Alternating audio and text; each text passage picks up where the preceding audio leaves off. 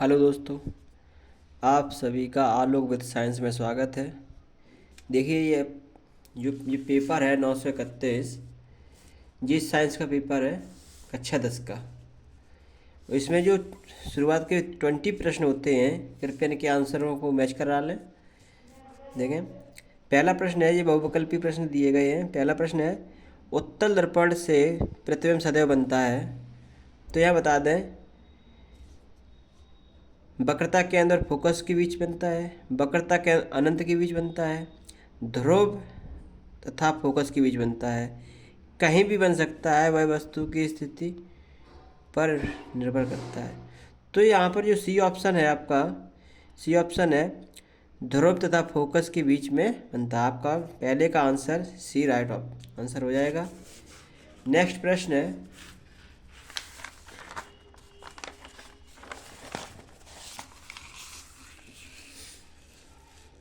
दूसरा प्रश्न कह रहा है, जब प्रकाश किरणें एक माध्यम से दूसरे माध्यम में जाने पर अविलंब से दूर हटती हैं तो वह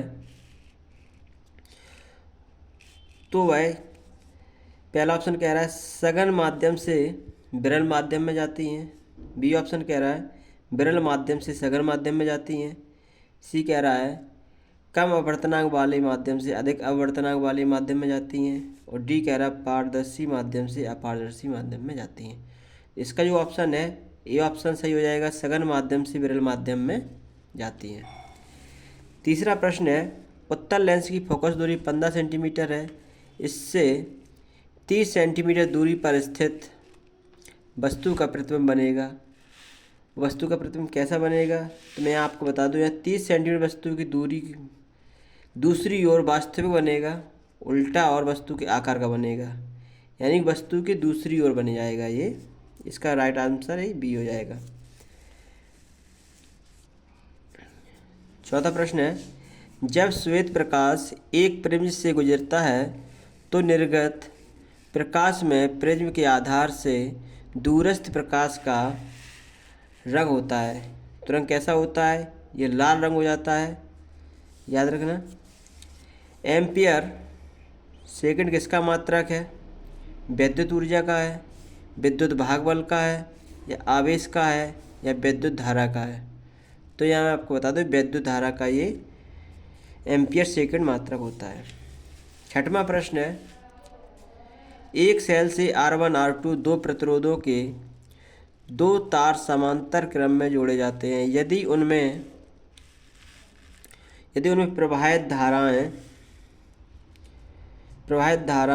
I1 I2 एवं प्रति सेकंड उत्पन्न ऊष्माएं क्रमशः H1 H2 हों तो ऊष्माओं का अनुपात ज्ञात कीजिए। तो ये ऊष्माओं का अनुपात होता है, ये आपका सी ऑप्शन राइट ऑप्शन हो जाएगा। H/H2 H1/H2 इक्वल I²1/I²2, ये आपका सी ऑप्शन राइट ऑप्शन हो जाएगा। ये सी वाला इसका सी ऑप्शन राइट ऑप्शन है। इसके बाद आ जाओ उपभाग। इसमें 7वां प्रश्न है, चुंबकीय क्षेत्र की तीव्रता का मात्रक होता है। यहाँ आपको बता दें न्यूटन एम्पियर मीटर, ये चुंबकीय क्षेत्र की तीव्रता का मात्रक होता है। एक टेस्ला भी मात्रक होता है, ध्यान रखें। अब उपभाग 2 में देखें, जो उपभाग 2 है ये इसमें रसायन विज्ञान आती है। तो इसमें कह रहा है मेथेन का संरचनात्मक सूत्र क्या है? तो मेथेन का सूत्र क्या होता है? मेथेन का सूत्र होता है CH4 होता है। तो CH4 होता है, आपको बता दें, यानी कि मेथेन का सूत्र CH4 होता है। तो यहाँ पर CH4 आप देख सकते हैं कार्बन संख्या 1 है, तो इसमें देखो कार्बन संख्या 2 बनी है। सी ऑप्शन में देखो कार्बन संख्या 2 है, डी ऑप्शन में कार्बन संख्या 2 है, लेकिन बी ऑप्शन में कार्बन संख्या 1 है और हाइड्रोजन संख्या 4 है। तो B option is right option हो जाएगा। 9वां प्रश्न है, निम्नलिखित में समजातीय श्रेणी के हैं, यानी इनमें से कौन सा है जो समजातीय श्रेणी का है? तो आपको बताते हैं CH4 और C2H6 ये समजातीय श्रेणी के हैं उदाहरण। बी ऑप्शन इसका राइट ऑप्शन हो जाएगा। 10वां प्रश्न कह रहा है लेड नाइट्रेट का रासायनिक सूत्र जो लेड नाइट्रेट का रासायनिक सूत्र होता है, ए कह रहा है PbNO3 का होल ट्वाइस, बी कह रहा है PbO और सी कह रहा है PbNO2 का होल टू और आपका डी कह रहा है PbNO2। तो इसमें राइट ऑप्शन ए हो जाएगा, PbNO3 का होल ट्वाइस। 11वां प्रश्न है, शुद्ध जल का pH मान है। तो जो शुद्ध जल का pH मान होता है 7 होता है। एक स्केल होती है pH से कम और pH से या उदासीन होता है, जो 7 होता है उदासीन होता है, उसी शुद्ध जल का pH मान होता है। 12वां प्रश्न देखिए, एंटीमनी है, धातु है, अधातु है, उपधातु है, मिश्र धातु है। जो एंटीमनी है ये एक धातु है, याद रखना है।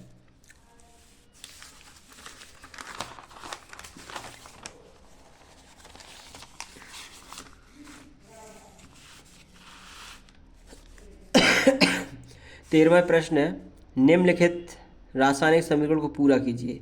यानी CH3COOH प्लस C2H5OH, यानी कि इसकी क्रिया इसके साथ कराई जाती है H2SO4 की उपस्थिति में। तो मैं आपको बता दूं, CH3COOH C2H5 बनता है तथा जल निकल जाता है। तो राइट ऑप्शन है सी ऑप्शन राइट हो जाएगा। और भाग 3 में क्या जीव विज्ञान आती है, इसमें आपको बता दें कोशिकीय प्रक्रम में ऊर्जा मुद्रा होती है। यानी कि जो कोशिकीय प्रक्रम होता है तो उसमें ऊर्जा मुद्रा किस फॉर्म में होती है, माइटोकॉन्ड्रिया के फॉर्म में होती है, ग्लूकोज के फॉर्म में होती है, ATP के फॉर्म में होती है, पायरुवेट के फॉर्म में होती है। तो ये आपका बी ऑप्शन राइट ऑप्शन हो जाएगा, ATP के फॉर्म में होती है। और ATP का पूरा नाम होता है एडिनोसिन ट्राईफॉस्फेट। 15वां प्रश्न है, पित्तरस का स्राव होता है पित्ताशय द्वारा, बी कह रहा है यकृत द्वारा, सी कह रहा है अग्न्याशय द्वारा और डी कह रहा है आमाशय द्वारा। तो इसका जो राइट आंसर है यकृत द्वारा पित्तरस का स्राव होता है। 16वां प्रश्न है, 16वां प्रश्न कह रहा है पराग कोश में होते हैं बादल होते हैं, अंडाशय होते हैं, बीजांड होते हैं, परागकण होते हैं। जो पराग कोश होते हैं पराग कोश में परागकण पाए जाते हैं। तो यानी आपका option D option is right option हो जाएगा। 17वां प्रश्न है, पत्तियों पर कलियां विकसित होती हैं पुदीना में, आलू में, ब्रायोफिल्म में, यानी में सभी में। तो मैं आपको बता दें सभी तो नहीं सकता, आलू एक तना है और ये इसकी जड़ द्वारा होता है। जो ब्रायोफिल्म होता है इसे पत्तियों कलियां विकसित होती हैं पत्तियों में। 18वां प्रश्न कह रहा है एक लिंगी फूल का उदाहरण है, पपीते का फूल है, दूसरा कह रहा है गुलाब का फूल है, तीसरा ऑप्शन है सरसों का फूल है, चौथा ऑप्शन है आम का फूल है। तो मैं यहाँ बता दूँ एक लिंगी फूल होता है, जो पपीते का फूल होता है वो एक लिंगी होता है। 19वां प्रश्न कह रहा है एक स्वस्थ मनुष्य में सामान्य रक्तदाब होता है। यानी कि जो नॉर्मल स्वस्थ व्यक्ति है उसमें 120-80 के बीच में ही रहता है। अगर 120 से अधिक होता है तो रक्तदाब बढ़ जाता है, या 80 से कम होता है तो रक्तदाब कम हो जाता है। तो 19 प्रश्न हो गए। लास्ट प्रश्न है इसका, निम्नलिखित में से कौन सा आहार श्रृंखला का निर्माण करता है। यानी कि 4 ऑप्शनों में कौन सा आहार श्रृंखला का निर्माण करता है। पहला ऑप्शन कह रहा है घास गेहूँ आम, ये तो हो नहीं सकता। बी कह रहा है घास बकरी मानव, सी कह रहा है बकरी गाय और हाथी और डी कह रहा है घास मछली और बकरी। यानी खाद्य श्रृंखला का मतलब क्या है, एक आहार श्रृंखला में क्या होता है एक दूसरे आहार यानी भोजन एक दूसरे का कौन भोजन है। यहाँ घास गेहूँ का भोजन तो नहीं हो सकता, इसलिए खत्म है। दूसरा ऑप्शन कह रहा है घास बकरी का भोजन है, बिल्कुल सही बात है। और ये बकरी और मानव यानी कि मानव बकरी, यानी बकरी भोजन मानव के लिए है, मानव बकरी खा लेता है, बकरी घास को खा लेती है, यानी बी ऑप्शन राइट ऑप्शन हो जाएगा। ये आपके 20 प्रश्न रहे और इसके जो क्वेश्चन हैं वो आगे वाले हम नई वीडियो बना के डाल देंगे। इसमें 20 प्रश्नों के आंसर आप सभी को मिल गए हैं। अगर कहीं थोड़ी भी समझ में ना आया हो तो कृपया कमेंट बॉक्स में बताएं, हम आपको दोबारा से भी सही तरीके से समझा सकेंगे। Thank you. अगर मेरे वीडियो को अच्छा लगा है वीडियो, तो आप सभी लोग अपने फ्रेंडों को ज़रूर भेजें, जिससे कि वो सभी लोग अपने पेपर से आंसर कन्फर्म कर लें कि मेरे कितने आए हैं। Thank you.